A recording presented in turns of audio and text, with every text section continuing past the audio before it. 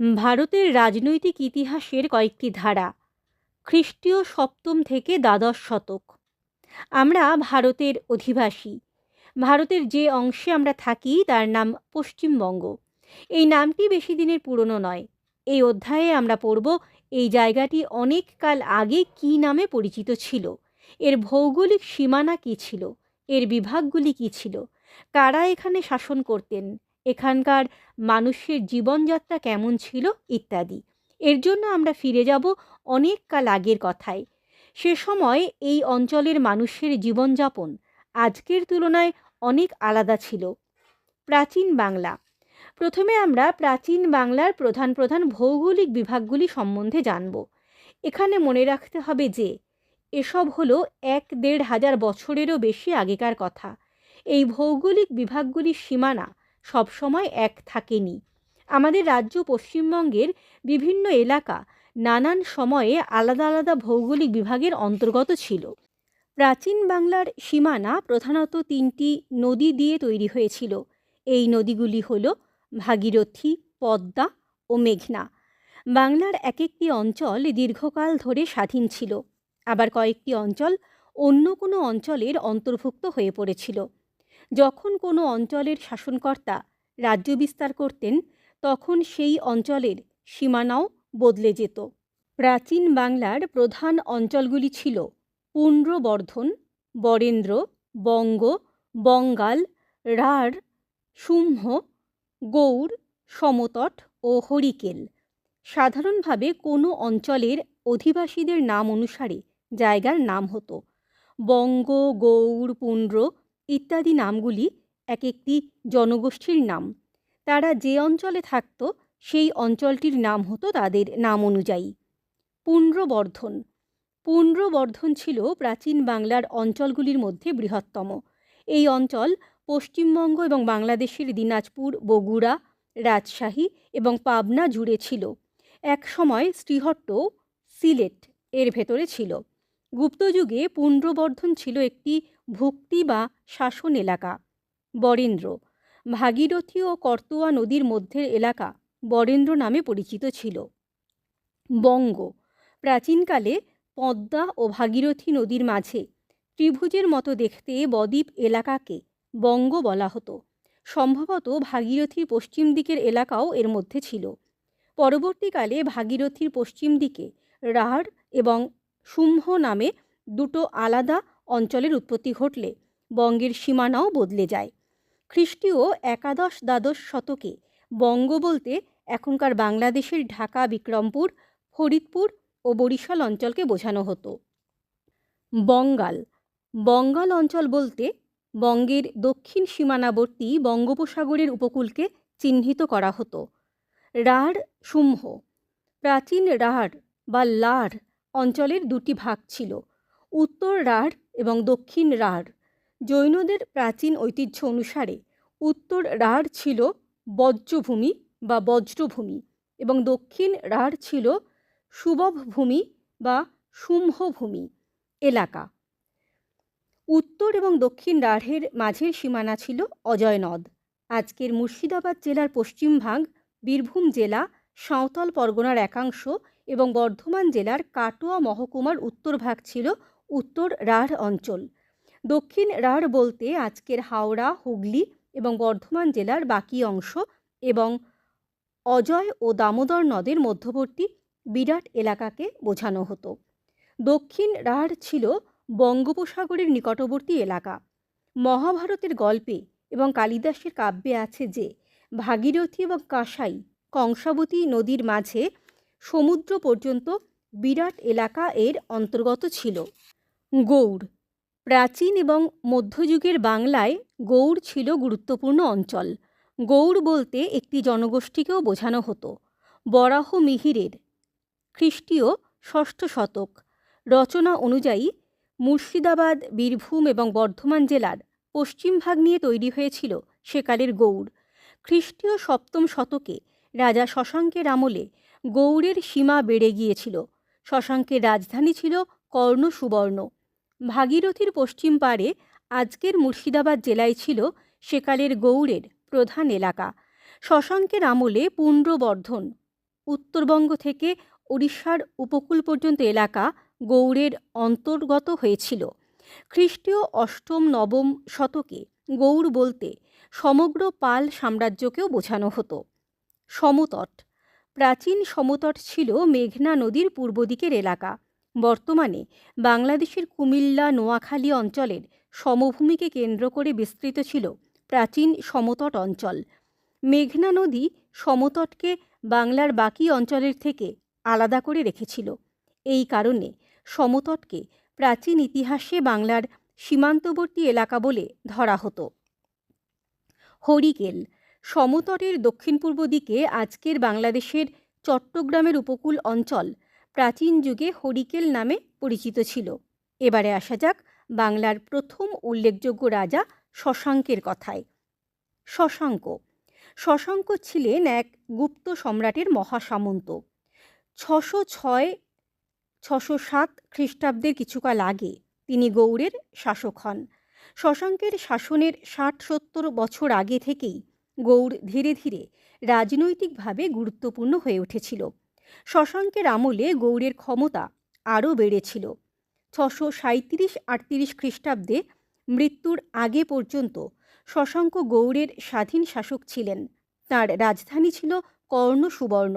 শশাঙ্কের শাসনকালে উত্তর ভারতের বিভিন্ন আঞ্চলিক শক্তি মালব, কনৌজ, স্থানীশ্বর বা থানেশ্বর, কামরূপ, গৌড় প্রভৃতি নিজ নিজ স্বার্থে পারস্পরিক দ্বন্দ্ব বা মৈত্রীর সম্পর্ক বজায় রাখত। শশাঙ্ক সেই দ্বন্দ্বে অংশ নেন। সেভাবে উত্তর পশ্চিম বারাণসী পর্যন্ত তাঁর রাজত্ব ছড়িয়ে পড়েছিল। শশাঙ্ক সমগ্র গৌড় দেশ, মগধ, বুদ্ধগয়া অঞ্চল এবং ওড়িশার একাংশ নিজের অধিকারে আনতে পেরেছিলেন। উত্তর ভারতের ক্ষমতাধর রাজ্যগুলির সঙ্গে লড়াই করে শশাঙ্ক গৌড়ের মর্যাদা বৃদ্ধি করতে পেরেছিলেন। এই ঘটনা তাঁর বিশেষ কৃতিত্বের পরিচয়। শশাঙ্কের রাজনৈতিক জীবনে একটি গুরুত্বপূর্ণ ঘটনা স্থানীশ্বরের পুষ্যভূতি বংশীয় শাসক হর্ষবর্ধনের সঙ্গে তাঁর দ্বন্দ্ব। সকলোত্তর পথনাথ উপাধিধারী হর্ষবর্ধন শশাঙ্ককে হারাতে পারেননি। শশাঙ্ক ধর্মীয় বিশ্বাসে ছিলেন শৈব বা শিবের উপাসক। আর্যমঞ্জু শ্রীমূল কল্প নামক বৌদ্ধ গ্রন্থে এবং সুয়ান জাংয়ের ভ্রমণ বিবরণীতে তাঁকে বৌদ্ধ বিদ্বেষী বলা হয়েছে। শশাঙ্কের বিরুদ্ধে অভিযোগ করা হয় যে তিনি বৌদ্ধ ভিক্ষুকদের হত্যা করেছিলেন এবং বৌদ্ধদের পবিত্র ধর্মীয় স্মারক ধ্বংস করেছিলেন। হর্ষবর্ধনের সভাকবি বাণভট্টের রচনা হর্ষচরিতে শশাঙ্ককে নিন্দা করা হয়েছে। অন্যদিকে শশাঙ্কের শাসনকালের কয়েক বছর পরে সুয়ান জাং কর্ণ সুবর্ণ নগরের উপকণ্ঠে রক্তমৃত্তিকা বৌদ্ধ বিহারের সমৃদ্ধি লক্ষ্য করেছিলেন। শশাঙ্কের মৃত্যুর 50 বছর পর চীনা পর্যটক ইত সিংয়েরও নজরে পড়েছিল বাংলায় বৌদ্ধ ধর্মের উন্নতি। শশাঙ্ক নির্বিচারে বৌদ্ধ বিদ্বেষী হলে তা হতো না। বলা যায় যে শশাঙ্কের প্রতি সব লেখকরা পুরোপুরি বিদ্বেষমুক্ত ছিলেন না। সুতরাং শশাঙ্ক সম্পর্কে তাঁদের মতামত কিছুটা অতিরঞ্জিত ছিল বলে মনে করা যেতে পারে। শশাঙ্কের শাসনকালে গৌড়ে যে ব্যবস্থা গড়ে উঠেছিল তাকে বলা হয় গৌড়তন্ত্র। এই ব্যবস্থায় রাজ্যের কর্মচারী বা আমলারা একটা নির্দিষ্ট শাসন প্রণালী গড়ে তুলেছিল। আগে যা ছিল গ্রামের স্থানীয় লোকের কাজ, শশাঙ্কের সময় সেই কাজে প্রশাসনও হস্তক্ষেপ করতে শুরু করে। অর্থাৎ ওই আমলের গৌড় রাজ্যে কেন্দ্রীয়ভাবে সরকার পরিচালনা করা হতো। শশাঙ্কের আমলে সোনার মুদ্রা প্রচলিত ছিল, কিন্তু তার মান পড়ে গিয়েছিল। নকল সোনার মুদ্রাও দেখা যেত, রূপোর মুদ্রা ছিল না। ব্যবসা বাণিজ্যের ক্ষেত্রে এই যুগে সম্ভবত মন্দা দেখা দিয়েছিল। সমাজে জমির চাহিদা বাড়তে থাকে, অর্থনীতি হয়ে পড়ে কৃষি নির্ভর। বাণিজ্যের গুরুত্ব কমে যাওয়ার ফলে নগরের গুরুত্ব কমতে শুরু করে। আবার কৃষির গুরুত্ব বেড়ে যাওয়ায় সমাজ ক্রমশ গ্রামকেন্দ্রিক হয়ে পড়েছিল। সমাজে মহত্তর বা স্থানীয় প্রধানদের গুরুত্ব বাড়তে থাকে। শ্রেষ্ঠী বা বণিকদের গুরুত্ব ও ক্ষমতা আগেকার যুগের থেকে কমে এসেছিল। স্থানীয় প্রধানরা এ যুগে শ্রেষ্ঠীদের মতোই ক্ষমতাধর হয়ে উঠেছিল। এ যুগে বঙ্গ এবং সমতটের শাসকরা প্রায় সকলেই ছিল ব্রাহ্মণ্য ধর্মের অনুরাগী। বিষ্ণু, কৃষ্ণ এবং শিব পুজোর প্রথা ছিল। খ্রিস্টীয় ষষ্ঠ এবং সপ্তম শতকের অধিকাংশ সময় জুড়ে বৌদ্ধ ধর্ম বাংলার রাজাদের সমর্থন পায়নি। পরবর্তীকালে খ্রিস্টীয় অষ্টম নবম শতকে পাল আমলে বৌদ্ধ ধর্ম আবার রাজার সমর্থন পেয়েছিল। শশাঙ্ক কোনো স্থায়ী রাজবংশ তৈরি করে যেতে পারেননি, ফলে তার মৃত্যুর পর গৌড়ের ক্ষমতা নষ্ট হয়। বাংলায় নানা বিশৃঙ্খলা দেখা গিয়েছিল। শশাঙ্কের মৃত্যুর বছর 10 পরে হর্ষবর্ধনও মারা যান। বাংলার নানা অংশ প্রথমে কামরূপের রাজা এবং পরে নাগ সম্প্রদায়ের জয়নাগ এবং তিব্বতের শাসকরা অধিকার করেন। অষ্টম শতকে কনৌজ এবং কাশ্মীরের শাসকরা বাংলা আক্রমণ করেছিলেন। বাংলার ইতিহাসে এই বিশৃঙ্খল সময়কে বলা হয় মাৎস্যন্যায়ের যুগ। বাংলার পাল রাজাদের শাসনকাল খ্রিস্টীয় অষ্টম শতক থেকে একাদশ শতকের সূচনা পর্যন্ত। পাল রাজাদের আদি নিবাস ছিল সম্ভবত বরেন্দ্র অঞ্চলে। পাল শাসনের প্রথম 100 বছর খ্রিস্টীয় অষ্টম শতকের মধ্যভাগ থেকে নবম শতকের মধ্যভাগ তাদের ক্ষমতা বিস্তারের সময়। এর পরের প্রায় 130 বছর ধরে খ্রিস্টীয় নবম শতকের মধ্যভাগ থেকে দশম শতকের শেষ ভাগ পালদের ক্ষমতা কমতে থাকে। আবার দশম শতকের শেষ দিক থেকে পালদের ক্ষমতা অনেকটা বৃদ্ধি পেয়েছিল। পাল বংশের প্রতিষ্ঠাতা গোপাল আনুমানিক 750 থেকে 74 খ্রিস্টাব্দ বাংলার অধিকাংশ এলাকাকে তিনি নিজের শাসনের আওতায় এনেছিলেন। গোপালের উত্তরাধিকারী ধর্মপাল আনুমানিক 774 থেকে 806 খ্রিস্টাব্দ উত্তর ভারতের কনৌজকে কেন্দ্র করে যে ত্রিশক্তি সংগ্রাম চলেছিল তাতে অংশগ্রহণ করেছিলেন। ধর্মপালের ছেলে দেবপাল আনুমানিক 806 থেকে 45 খ্রিস্টাব্দ উত্তর এবং দক্ষিণ ভারতের অন্যান্য রাজাদের মতোই সাম্রাজ্য বিস্তার করতে উদ্যোগ নিয়েছিলেন। তার সময়ে উত্তরে হিমালয়ের পাদদেশ থেকে দক্ষিণে অন্তত বিন্ধ্য পর্বত পর্যন্ত এবং উত্তর পশ্চিমে কম্বোজ দেশ থেকে পূর্বে প্রাগ জ্যোতিষপুর পর্যন্ত পাল সাম্রাজ্য ছড়িয়ে পড়েছিল। দেবপালের পরে পালদের ক্ষমতা কমতে শুরু করে। এর কারণ ছিল পালদের নিজেদের মধ্যে গোলমাল। এছাড়া দাক্ষিণাত্যের রাষ্ট্রকূট, পশ্চিম ভারতের প্রতিহার এবং ওড়িশার শাসকরা নবম শতকে বাংলা এবং বিহারের অনেক এলাকা জয় করেছিল। বাংলায় পালদের অস্তিত্ব বিপন্ন হয়ে পড়ে। তাদের রাজ্য মগধ অঞ্চলে সীমাবদ্ধ হয়ে যায়। আবার রাজা প্রথম মহিপালের সময় আনুমানিক 977 থেকে 1027 খ্রিস্টাব্দ পাল শাসনের পূর্ব গৌরব ফিরিয়ে আনার চেষ্টা হয়েছিল। একাদশ শতকের শেষ দিকে রামপাল রাজা হন আনুমানিক 1072 থেকে 1126 খ্রিস্টাব্দ। কৈবর্ত বিদ্রোহের ফলে বরেন্দ্র অঞ্চল পালদের হাতের বাইরে চলে গিয়েছিল। রামপাল তা উদ্ধার করতে সফল হন। তিনি পালদের ক্ষমতাকে কিছুটা রক্ষা করতে পেরেছিলেন। রামপালের মৃত্যুর 50 বছরের মধ্যেই বাংলায় পাল রাজত্ব কার্যত শেষ হয়ে যায়। পাল আমলের শাসন ব্যবস্থায় সামন্ত নেতাদের উপস্থিতি লক্ষ্য করা যায়। এইসব সামন্ত নেতাদের পাল আমলের বিবরণীগুলিতে রাজন, সামন্ত, মহাসামন্ত ইত্যাদি নামে চিহ্নিত করা হয়েছে। কৈবর্ত বিদ্রোহের সময় এরা বিশেষভাবে সক্রিয় ছিল। বাংলায় সেন রাজাদের শাসনকাল। বাংলার সেন রাজারা খ্রিস্টীয় একাদশ শতকে শাসন শুরু করেছিলেন। ত্রয়োদশ শতক শুরু হওয়ার অল্প কয়েক বছরের মধ্যে সেন শাসন শেষ হয়ে যায়। সেন রাজাদের আদি বাসস্থান ছিল দক্ষিণ ভারতের কর্ণাট অঞ্চল, অর্থাৎ মহীশূর এবং তার আশপাশের এলাকা। সেনরা বংশগতভাবে প্রথমে ছিলেন ব্রাহ্মণ, পরে তাঁরা ক্ষত্রিয় হয়ে যান। সেন বংশের সামন্ত সেন একাদশ শতকের কোনো এক সময় কর্ণাট থেকে রাঢ় অঞ্চলে চলে এসেছিলেন। সামন্ত সেন এবং তার ছেলে হেমন্ত সেনের আমলে রাঢ় অঞ্চলে সেনদের কিছুটা আধিপত্য তৈরি হয়েছিল। হেমন্ত সেনের ছেলে বিজয় সেন আনুমানিক 1096 থেকে 1159 খ্রিস্টাব্দ রাঢ়, গৌড়, পূর্ববঙ্গ এবং মিথিলা জয় করে সেন রাজ্যের পরিধি বাড়িয়েছিলেন। পরবর্তী শাসক বল্লাল সেন আনুমানিক 1159 থেকে 79 খ্রিস্টাব্দ পাল রাজা গোবিন্দ পালকে পরাস্ত করেছিলেন। এভাবে বল্লাল সেন পাল রাজত্বের ওপর চূড়ান্ত আঘাত করেন। বল্লাল সেন সমাজ সংস্কার করে রক্ষণশীল গোঁড়া ব্রাহ্মণ্য আচার আচরণকে প্রতিষ্ঠা করেছিলেন। বল্লাল সেনের ছেলে এবং উত্তরাধিকারী লক্ষণ সেন আনুমানিক 1179 থেকে 1204 কিংবা 5 খ্রিস্টাব্দ প্রয়াগ, বারাণসী এবং পুরীতে তার ক্ষমতা প্রতিষ্ঠিত করেছিলেন। রাজা লক্ষণ সেনের রাজধানী ছিল পূর্ববঙ্গের বিক্রমপুরে। লক্ষণাবতী গৌড় ছিল ওই আমলের আরেকটি গুরুত্বপূর্ণ শহর। 1204 কি 5 খ্রিস্টাব্দে তুর্কি আক্রমণ ঘটলে বাংলায় সেন শাসনের কার্যত অবসান ঘটেছিল। এক নজরে বাংলা ও বিহারে পাল ও সেন রাজাদের শাসন। পাল রাজবংশ, সময়কাল 750 থেকে 1200 খ্রিস্টাব্দ। কয়েকজন উল্লেখযোগ্য শাসক: গোপাল, ধর্মপাল, দেবপাল, প্রথম মহিপাল, রামপাল।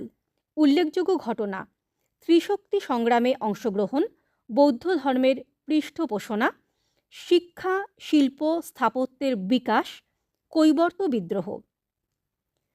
সেন রাজবংশ, সময়কাল খ্রিস্টীয় 11 শতক 1204 কিংবা 5 খ্রিস্টাব্দ, খ্রিস্টীয় ত্রয়োদশ শতকের প্রথম ভাগ। কয়েকজন উল্লেখযোগ্য শাসক: বল্লাল সেন, লক্ষণ সেন। উল্লেখযোগ্য ঘটনা: বর্ণ ব্যবস্থার কড়াকড়ি তুর্কি অভিযান। লক্ষ্য করে দেখো যে পাল রাজাদের শাসনের শেষ দিকেই বাংলায় সেন শাসন শুরু হয়। তার মানে হলো খ্রিস্টীয় 11 শতকের মাঝামাঝি সময় থেকে সমগ্র বাংলার ওপরে আর পাল রাজাদের কর্তৃত্ব তেমনভাবে ছিল না। কেবল পূর্ব বিহারে এবং উত্তর বাংলায় পাল রাজাদের শাসন টিকেছিল।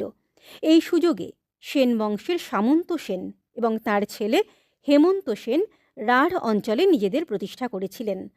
পাল শাসনের শেষ দিকে কৈবর্ত বিদ্রোহ সেনদের রাজ্য স্থাপনে সাহায্য করেছিল। অন্যান্য আঞ্চলিক শক্তির উত্থান। এতক্ষণ আমরা বাংলার কথা পড়লাম। বাংলার বাইরে খ্রিস্টীয় 7ম এবং 8ম শতাব্দীতে উত্তর এবং দক্ষিণ ভারতে বেশ কিছু নতুন রাজবংশ এবং রাজত্বের উত্থান হয়েছিল।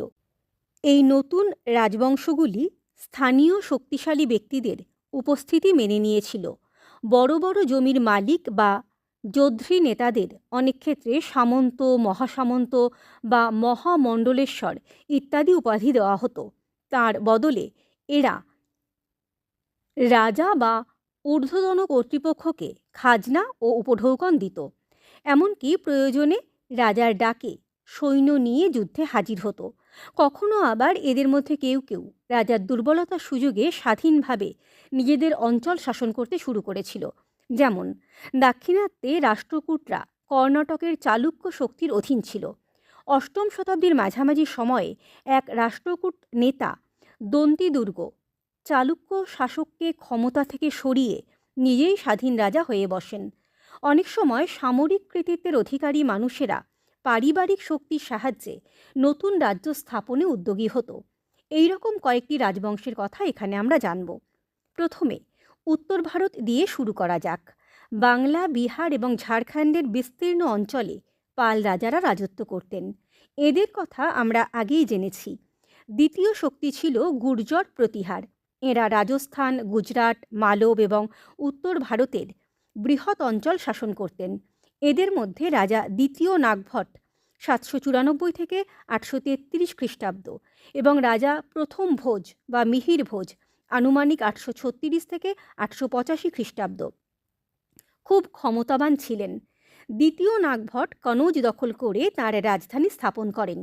পরবর্তীকালে বহু আক্রমণের মুখে প্রতিহাররা দুর্বল হয়ে পড়ে। হর্ষবর্ধনের সময় থেকেই কনৌজ উত্তরাপথের অবস্থানগত দিক থেকে গুরুত্বপূর্ণ হয়ে উঠেছিল।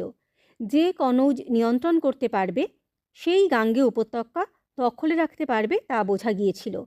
এই অঞ্চলের নদীভিত্তিক বাণিজ্য এবং খনিজ দ্রব্য আর্থিক দিক থেকে লোভনীয় ছিল। কনৌজ শেষ পর্যন্ত কে দখলে রাখতে পারবে এই নিয়ে 8ম শতাব্দী থেকে পাল, গুর্জর প্রতিহার এবং রাষ্ট্রকূট বংশের মধ্যে টানা লড়াই চলেছিল। একেই ত্রিশক্তি সংগ্রাম বলা হয়। প্রায় 200 বছর ধরে চলা যুদ্ধ কলহে 3টি বংশেরই শক্তি শেষ হয়ে যায়। এই সময়ে পাল রাজাদের ক্ষমতা কমে গেলে বাংলায় সেন রাজত্ব শুরু হয়েছিল। দক্ষিণ ভারতের চোল শক্তি। এই সময়ে দক্ষিণ ভারতেও বেশ কিছু আঞ্চলিক শক্তির বিকাশ হয়েছিল। পল্লব, পাণ্ড্য এবং বিশেষত চোলরা শক্তিশালী হয়ে উঠেছিল। কাবেরী এবং তার শাখা নদীগুলির বদ্বীপকে ঘিরে চোল রাজ্য গড়ে উঠেছিল। সেখানকার রাজা মুট্টাবাইয়াকে সরিয়ে বিজয়ালয় 846 থেকে 871 খ্রিস্টাব্দ চোল রাজ্য প্রতিষ্ঠা করেন। থাঞ্জাভুর বা তাঞ্জোর নামে এক নতুন নগরী তৈরি হয়, যা চোলদের রাজধানী ছিল। বিজয়ালয়ের উত্তরসূরিরা রাজ্যকে আরও সম্প্রসারিত করেন। দক্ষিণের পাণ্ড্য এবং উত্তরের পল্লব অঞ্চল চোলদের দখলে আসে। 985 খ্রিস্টাব্দে প্রথম রাজরাজ বর্তমান কেরল, তামিলনাড়ু এবং কর্ণাটকের বিস্তীর্ণ অঞ্চলে চোল প্রতিপত্তি বাড়ান। তার পুত্র প্রথম রাজেন্দ্র 1016 থেকে 1044 খ্রিস্টাব্দ কল্যাণীর চালুক্য শক্তিকে পরাজিত করেন। বাংলার পাল বংশের বিরুদ্ধে এক অভিযানে গঙ্গা নদীর তীরে পাল রাজাকে হারিয়ে তিনি গঙ্গাইকোণ্ড চোল উপাধি নেন। প্রথম রাজরাজ এবং রাজেন্দ্র চোল দুজনেই দক্ষ নৌবাহিনী তৈরি করেন। তার ফলে দক্ষিণ পূর্ব এশিয়ার দেশগুলির সঙ্গে ভারতীয় বাণিজ্যকে সম্পূর্ণ নিয়ন্ত্রণে রাখা চোলদের পক্ষে সম্ভব হয়। ইসলাম ও ভারত। এতক্ষণ আমরা ভারতের রাজনৈতিক ইতিহাসে কিছু কথা পড়লাম। এই সময়ই ভারতের সঙ্গে ইসলামীয় সভ্যতার যোগাযোগ ঘটেছিল। ভারতের রাজনীতি, সমাজ, সংস্কৃতি এবং অর্থনীতির ওপর এই যোগাযোগের গভীর প্রভাব পড়েছিল। ভারতের পশ্চিমে আরব সাগর পেরিয়ে এশিয়া মহাদেশের পশ্চিমভাগে আরব উপদ্বীপ। আরব উপদ্বীপের অধিকাংশই মরুভূমি বা শুকনো ঘাস জমি অঞ্চল। এর পশ্চিমে লোহিত সাগর, দক্ষিণে আরব সাগর এবং পূর্ব দিকে পারস্য উপসাগর। এখানে বৃষ্টিপাত সামান্যই হয়। মক্কা এবং মদিনা এখানকার দুটি গুরুত্বপূর্ণ শহর। এখানকার যাযাবর মানুষদের বলা হতো বেদুইন। তারা উট পালন করত। খেজুর এবং উটের দুধ ছিল এদের অন্যতম খাদ্য।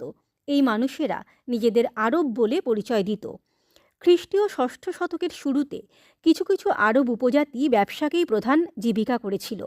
মক্কা শহর দুটি বাণিজ্য পথের সংযোগস্থলে অবস্থিত হওয়ায় এই নগরের দখলদারি নিয়ে বিভিন্ন উপজাতিদের মধ্যে সংঘর্ষ লেগেই থাকত।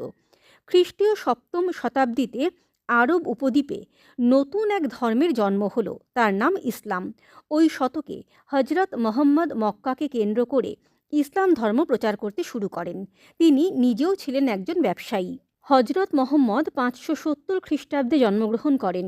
610 খ্রিস্টাব্দে মোহাম্মদ ঘোষণা করেন যে আল্লাহ বা ঈশ্বর তাঁকে দূত মনোনীত করেছেন।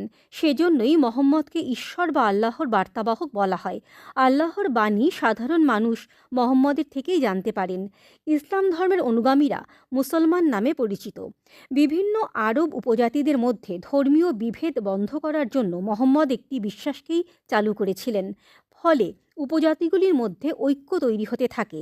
তখনকার দিনে প্রতিষ্ঠিত মক্কাবাসীদের ধর্মীয় আচার আচরণের সাথে মোহাম্মদের ধর্মীয় মতের যথেষ্ট ফারাক ছিল। 622 খ্রিস্টাব্দে মোহাম্মদ এবং তার অনুগামীরা মদিনা শহরে চলে আসেন। মক্কা থেকে মদিনায় এই চলে যাওয়াকে আরবি ভাষায় হিজরত বলা হয়।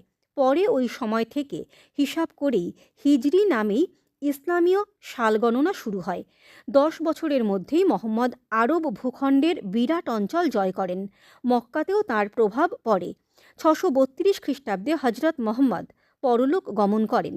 ততদিনে অবশ্য আরবের মূল ভূখণ্ডে ইসলাম ভালোভাবেই ছড়িয়ে পড়েছিল। 712 খ্রিস্টাব্দ নাগাদ আরবি মুসলমানরা মোহাম্মদ বিন কাসেমের নেতৃত্বে সিন্ধু প্রদেশে অভিযান করেন। ইতোমধ্যে আরব ব্যবসায়ী এবং পর্যটকরা খ্রিস্টীয় 7ম ও 8ম শতকেই ভারতে এসেছিলেন। অর্থাৎ ভারতের সঙ্গে ইসলামের পরিচয় রাজ্য বিস্তারের আগেই শুরু হয়েছিল। আরব শক্তি সিন্ধু প্রদেশ, মুলতান এবং উত্তর পশ্চিম ভারতের কিছু অঞ্চল দখল করে। বিন কাসেমের মৃত্যুর পর তারা ধীরে ধীরে ওই অঞ্চল থেকে সরে যেতে থাকে। আরবরা নবম শতাব্দীর শেষের দিকে ভারতে অভিযান বন্ধ করে দেয়। আরবদের পর আর এক মুসলমান শক্তি তুর্কিরা ভারতের সম্পদের টানে ভারত আক্রমণ করতে উদ্যোগী হয়। খ্রিস্টীয় একাদশ এবং দ্বাদশ শতাব্দীতে গজনির সুলতান মাহমুদ এবং ঘুরের শাসক মুইজুদ্দিন মোহাম্মদ বিন সাম মোহাম্মদ ঘুরি, এই দুই তুর্কি শাসক ভারতীয় উপমহাদেশে বিজয় অভিযানে আসেন। অবশ্য উভয়ের উদ্দেশ্য এক ছিল না। গজনির মাহমুদের প্রধান উদ্দেশ্য ছিল মন্দিরগুলি থেকে ধন সম্পদ লুণ্ঠন করে খোরাসান এবং মধ্য এশিয়ায় তাঁর সাম্রাজ্যে তা ব্যয় করা। আনুমানিক 1000 খ্রিস্টাব্দ থেকে 1027 খ্রিস্টাব্দ পর্যন্ত মাহমুদ প্রায় 17 বার উত্তর ভারত আক্রমণ করেন। অন্যদিকে মোহাম্মদ ঘুরি ভারতবর্ষের শাসক হতে চেয়েছিলেন। 1192 খ্রিস্টাব্দের দ্বিতীয় তরাইনের যুদ্ধে তিনি রাজপুত রাজা তৃতীয় পৃথ্বীরাজ চৌহানকে হারিয়ে দেন। 1206 খ্রিস্টাব্দে মোহাম্মদ ঘুরি মারা যান। ঘুরির অন্যতম সঙ্গী কুতুবুদ্দিন আইবক সেই সময়ে দিল্লিতে সুলতানি শাসন প্রতিষ্ঠা করেন। বাংলায় তুর্কি অভিযান আনুমানিক 1204 খ্রিস্টাব্দের শেষ বা 1205 খ্রিস্টাব্দের প্রথম দিকে তুর্কি সেনাপতি ইখতিয়ার উদ্দিন মোহাম্মদ বখতিয়ার খলজি বাংলার নদিয়া দখল করেছিলেন। সেই থেকে বাংলায় তুর্কি শাসন শুরু হয়েছিল। তুর্কিরা বিনা যুদ্ধেই নদিয়া জয় করে। এরপর বখতিয়ার নদিয়া ছেড়ে লক্ষণাবতী অধিকার করে নিজের রাজধানী স্থাপন করেন। এই শহরকে সমকালীন ঐতিহাসিকরা লখনৌতি বলে উল্লেখ করেছেন। বখতিয়ার খলজি নিজের নতুন রাজ্যকে কয়েকটি ভাগে ভাগ করে প্রত্যেক ভাগের জন্য একজন করে শাসনকর্তা নিযুক্ত করেন। এই সব শাসনকর্তারা ছিলেন তার সেনাপতি। বখতিয়ার খলজি লখনৌতিতে মসজিদ, মাদ্রাসা এবং সুফি সাধকদের আস্তানা তৈরি করে দেন। লখনৌতি রাজ্যের সীমানা উত্তর দিনাজপুর জেলার দেবকোট থেকে রংপুর শহর, দক্ষিণে পদ্মা নদী, পূর্বে তিস্তা ও করতোয়া নদী এবং পশ্চিমে বখতিয়ার খলজি অধিকৃত বিহার পর্যন্ত বিস্তৃত ছিল। এরপর বখতিয়ার খলজি তিব্বত আক্রমণ করে রাজ্য বিস্তার করার চেষ্টা করেন, কিন্তু সেই চেষ্টা সফল হয়নি। 1206 খ্রিস্টাব্দে বখতিয়ার খলজি মারা যান। বাংলায় তুর্কি অভিযানের একটা অধ্যায় শেষ হয়। ওই একই সময়ে পূর্ববঙ্গে রাজা লক্ষণ সেনেরও মৃত্যু ঘটেছিল। টুকরো কথা। বঙ্গ, বাংলা, বাংলাদেশ, পশ্চিমবঙ্গ। বঙ্গ নামটির প্রথম উল্লেখ পাওয়া যায় ঋগ্বেদের ঐতরেয় আরণ্যকে। প্রাচীন বাংলায় বঙ্গ বলতে যে অঞ্চলটিকে বোঝানো হতো তা ভৌগোলিকভাবে খুব বড় কোনো এলাকা ছিল না। প্রাচীন বাংলার জনপদগুলির মধ্যে বঙ্গ ছিল একটি বিভাগ মাত্র। মহাভারতে বঙ্গ, পুন্ড্র, শুম্ভ ও তাম্রলিপ্ত ইত্যাদিকে এক একটি আলাদা রাজ্য বলে উল্লেখ করা হয়েছে। কৌটিল্যের অর্থশাস্ত্রে এর উল্লেখ আছে।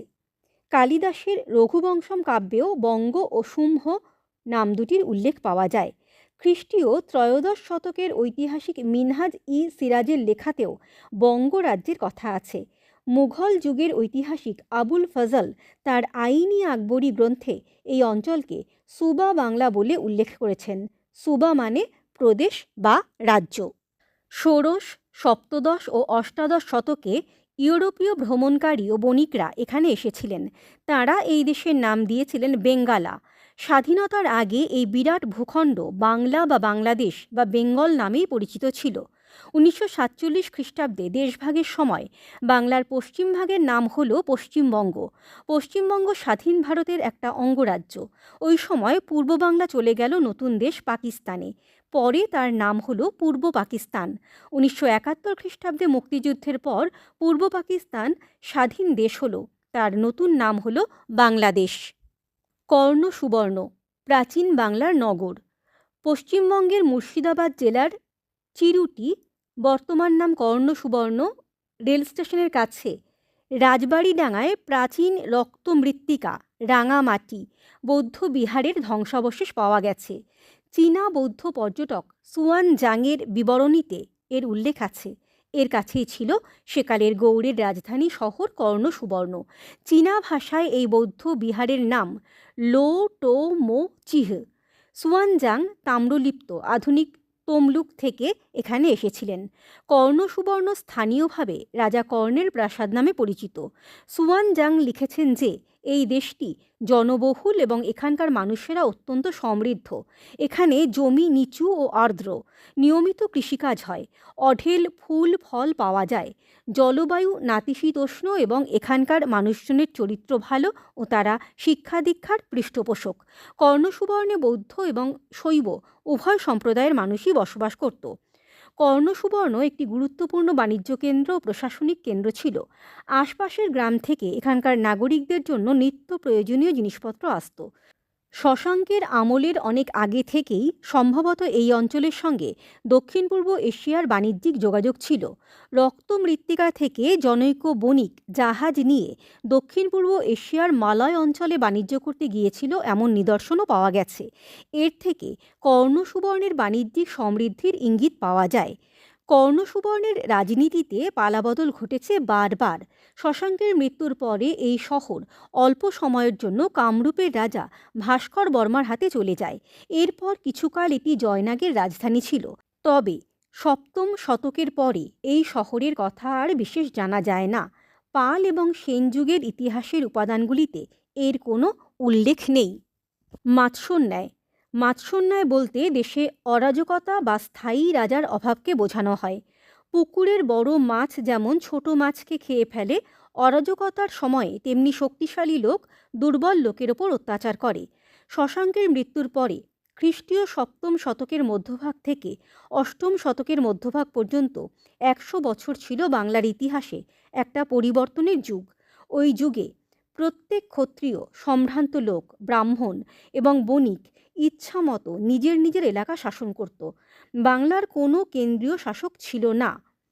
বছরের পর বছর এই অবস্থা চলার পরে বাংলার প্রভাবশালী লোকেরা মিলে খ্রিস্টীয় অষ্টম শতকের মধ্যভাগে গোপাল নামে একজনকে রাজা নির্বাচন করে, আনুমানিক 750 খ্রিস্টাব্দ। ওই সময় থেকে বাংলায় পাল বংশের রাজত্ব শুরু হয়। কৈবর্ত বিদ্রোহ। পাল শাসনে একাদশ শতকের দ্বিতীয় ভাগে বাংলায় কৈবর্ত বিদ্রোহ ঘটেছিল। কৈবর্তরা ছিল সম্ভবত নৌকার মাঝি বা জেলে। সে সময়ে বাংলার উত্তর ভাগে কৈবর্তদের যথেষ্ট প্রভাব ছিল। সন্ধ্যাকর নন্দীর রামচরিত কাব্যে কৈবর্ত বিদ্রোহের বিবরণ আছে। এই বিদ্রোহের 3 জন নেতা ছিলেন দিব্য, দিব্যক, রুদক এবং ভীম। দ্বিতীয় মহিপালের শাসনকালে আনুমানিক 1070 থেকে 71 খ্রিস্টাব্দ দিব্য ছিলেন পাল রাষ্ট্রেরই কর্মচারী। পালদের দুর্বলতার সুযোগে তিনি বিদ্রোহ করেন। মহিপাল বিদ্রোহ দমন করতে গিয়ে নিহত হন। দিব্য বরেন্দ্র দখল করে সেখানকার রাজা হয়ে বসেন। এই বিদ্রোহ কত বড় আকার ধারণ করেছিল বা দিব্যর সঙ্গে কতজন সামন্ত যোগ দিয়েছিল সে সম্বন্ধে বিশদে জানা যায় না। মহিপালের ছোট ভাই রামপাল দিব্যকে দমন করে বরেন্দ্র উদ্ধার করার চেষ্টা করেছিলেন, কিন্তু সফল হননি। কৈবর্ত রাজা ভীমও জনপ্রিয় শাসক ছিলেন। এ সময়ে পাল রাজাদের শাসন উত্তর বিহার ও উত্তর পশ্চিম বাংলায় সীমাবদ্ধ হয়ে পড়েছিল। রামপাল বাংলা এবং বিহারের বিভিন্ন সামন্ত নায়কদের সাহায্য নিয়ে ভীমকে পরাজিত এবং হত্যা করেন। তারপর তিনি বরেন্দ্র সহ বাংলার কামরূপ এবং ওড়িশার একাংশে পাল শাসন প্রতিষ্ঠা করেন। বরেন্দ্র অঞ্চলে রামাবতী নগরে রামপালের রাজধানী স্থাপিত হয়। এই বিদ্রোহ পাল শাসনের শেষ দিকে কেন্দ্রীয় শক্তির দুর্বলতা স্পষ্ট করে দিয়েছিল।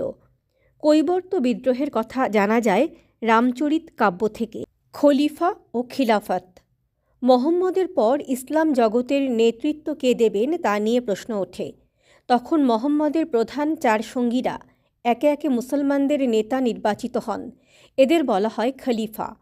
খলিফা শব্দটা আরবি, তার মানে প্রতিনিধি বা উত্তরাধিকারী। প্রথম খলিফা ছিলেন আবু বকর। খলিফাই হলেন ইসলামীয় জগতের রাজনৈতিক ও ধর্মীয় নেতা। যেসব অঞ্চলে ইসলাম ধর্মের ক্ষমতা ছড়িয়ে পড়েছে সেগুলি হল দার উল ইসলাম। খলিফা এই পুরো দার উল ইসলামের প্রধান নেতা। তাঁর অধিকারের অঞ্চলের নাম খিলাফত। গজনির সুলতান মাহমুদ। সুলতান মাহমুদ ভারতের ইতিহাসে একজন আক্রমণকারী হিসাবে চিহ্নিত হয়ে আছেন, কিন্তু তিনি শুধুই একজন যোদ্ধা ছিলেন না। ভারত থেকে তিনি যেমন প্রচুর সম্পদ লুঠ করেছেন, তেমনি নিজের রাজ্যে ভালো কাজে তা ব্যয় করেছেন। তাঁর আমলে রাজধানী গজনি এবং অন্যান্য শহরকে সুন্দর করে সাজানো হয়েছিল। মাহমুদ সেখানে প্রাসাদ, মসজিদ, গ্রন্থাগার, বাগিচা, জলাধার, খাল এবং আমু দরিয়ার ওপর বাঁধ নির্মাণ করেন। তিনি একটি বিশ্ববিদ্যালয় তৈরি করেন যেখানে শিক্ষকদের বেতন ও ছাত্রদের বৃত্তি দেওয়ার ব্যবস্থা ছিল। মাহমুদের আমলে দুজন উল্লেখযোগ্য ব্যক্তি ছিলেন আল বিরুনি এবং ফিরদৌসি। আল বিরুনি ছিলেন দর্শন এবং গণিতে পণ্ডিত। ভারতে তিনি পর্যটক হিসেবে আসেন। তার লেখা কিতাব আল হিন্দ সে সময়ের ভারতের ইতিহাস জানার জন্য জরুরি গ্রন্থ। কবি ফিরদৌসি শাহনামা কাব্য লিখেছিলেন। মাত্র 18 জন ঘোড়সওয়ার মিলে বাংলা জয়, তাও কি হয়? তুর্কি আক্রমণের প্রায় 40 বছর পরে ঐতিহাসিক মিনহাজ ই সিরাজ বাংলায় এসে বখতিয়ার খলজির অভিযানের কাহিনী শুনেছিলেন। তাঁর লেখা তবকাত ই নাসিরি থেকে জানা যায় যে বখতিয়ার খলজি এবং তার তুর্কি বাহিনী ঘোড়া ব্যবসায়ীর ছদ্মবেশে নদিয়ায় ঢুকেছিলেন। সে সময় বাংলা থেকে উত্তর দিকে তিব্বত পর্যন্ত ঘোড়ার ব্যবসা বেশ চালু ছিল। কাজেই তুর্কিদের নদিয়ায় ঢুকতে দেখে কেউই তাদের আক্রমণকারী ভাবেনি। এই নদিয়া কোথায় ছিল?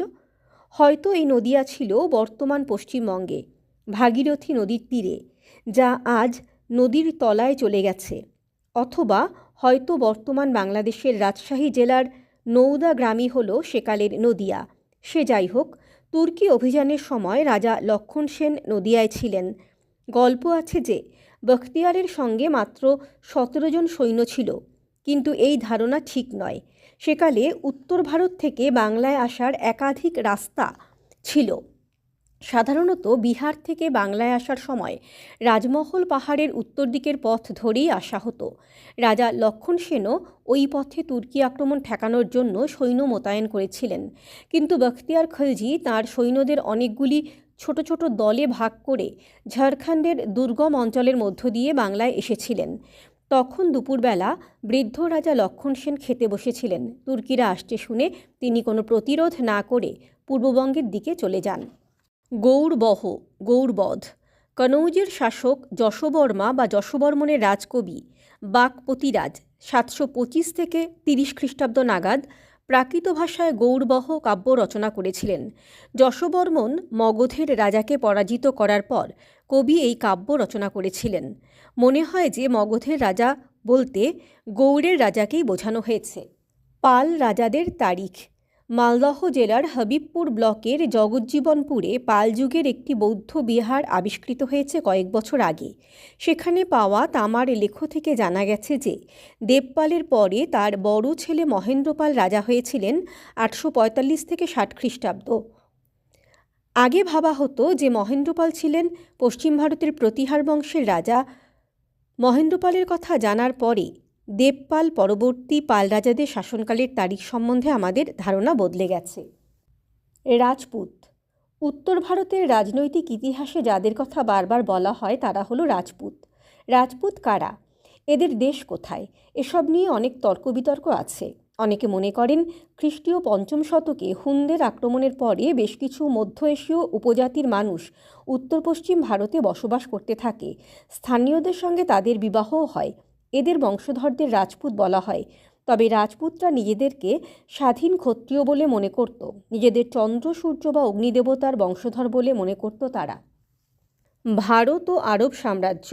ভারতের সঙ্গে ইসলামের প্রথম যোগাযোগ ঘটেছিল তুর্কির এদেশে আসার অনেক আগে থেকেই। খ্রিস্টীয় 8ম-9ম শতকে আরব বণিকরা ভারতের পশ্চিম উপকূলে আসতেন। সিন্ধু মোহনায় মালাবারে আরবি মুসলিম বণিকদের বসতি গড়ে উঠেছিল। এর থেকে যেমন আরবি বণিকরা লাভবান হয়েছিল, তেমনি স্থানীয় ব্যবসায়ীরা লাভ করত। শাসকরাও এর থেকে লাভবান হয়েছিল।